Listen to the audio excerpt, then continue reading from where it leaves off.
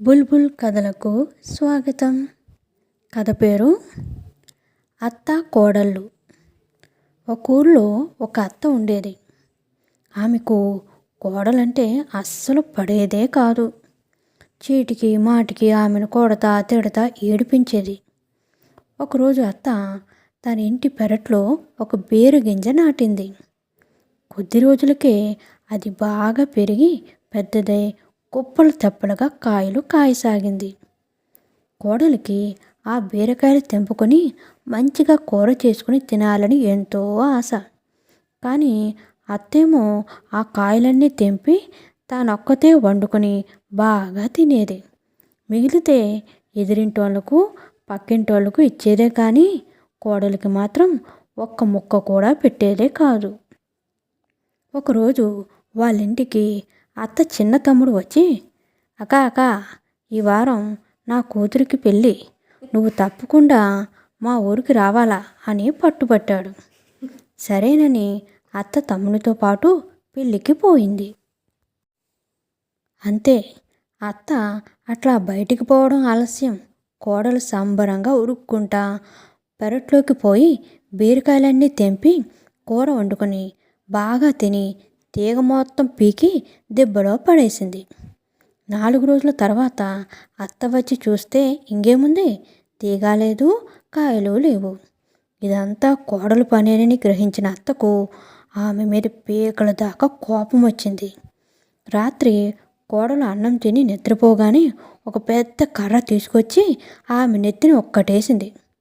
అంతే, ఆ దెబ్బకు కోడలు కళ్ళు తిరిగి స్పృహ తప్పి అచ్చం శవం మాదిరి పడిపోయింది. ఎంత కలిపినా లేవలేదు. అది చూసి కోడలు చచ్చిపోయిందని అనుకుని ఆమె కొడుకు పొలం నుండి ఇంటికి వచ్చినాడు. వెంటనే అత్త దొంగ ఏడుపు ఏడుస్తా, రేయ్, నీ పెండ్లానికి ఏమైందో ఏమో, ఎంత పిలిచినా పలకడం లేదు, పోయి చూడు పో అనింది. దాంతో వాడు పోయి పెండ్లాన్ని అటూ ఇటూ కుదిపినాడు. గట్టిగా పిలిచినాడు. ఆమె స్పృహలో లేదు కదా, అందుకే ఏమీ మాట్లాడలేదు. దాంతో వాడు కూడా పెండ్లాం చచ్చిపోయిందని అనుకున్నాడు. ఇద్దరూ శవాన్ని తీసుకుని చీకట్లోనే శ్మశానానికి పోయినారు. దాన్ని కట్టెల మీద పడుకోబెట్టి అంటిద్దామని చూస్తే అగ్గిపెట్టె లేదు. దాంతో అత్త, రే, నువ్వు ఇంటికాడికి పోయి అగ్గిపెట్టి తీసుకుని రాపో అని కొడుక్కి చెప్పింది. దానికి వాడు, నాకొక్కనికే చీకట్లో పోవాలంటే భయం, నువ్వు కూడా తోడుగారా అన్నాడు. సరేనని ఆమె కొడుకుతో పాటు ఊళ్ళోకి పోయింది. వాళ్ళట్లా ఊళ్ళోకి పోయిన కాసేపటికి కోడలికి స్పృహ వచ్చింది. లేచి చూస్తే ఇంకేముంది, శ్మశానంలో కట్టెల మీద ఉంది. ఆమెకు జరిగిందంతా అర్థమై నెమ్మదిగా లేచి పక్కనే పడున్న తుమ్మ ముద్దుకు తన తెల్లచీర సగం చించి కట్టి దానిని కట్టెల మీద పెట్టింది. తానేమో పక్కనే ఉన్న చింత చెట్టు మీదకు ఎక్కి ఏం జరుగుతుందా అని చూడసాగింది. కాసేపటికి అగ్గిపెట్టి తీసుకుని కొడుకుతో అక్కడికి వచ్చింది అత్త. చీకటి కదా, సరిగా కనబడక తుమ్మ ముద్దుని కోడలనుకుని నిప్పు పెట్టింది. బాగా మంట అనుకుని కాలి బూడిదైపోగానే వాళ్ళు తిరిగి వెళ్ళిపోయినారు. కోడలు చింత చెట్టు దిగుదామనుకుండగానే 4 దొంగలు అక్కడికి వచ్చినారు.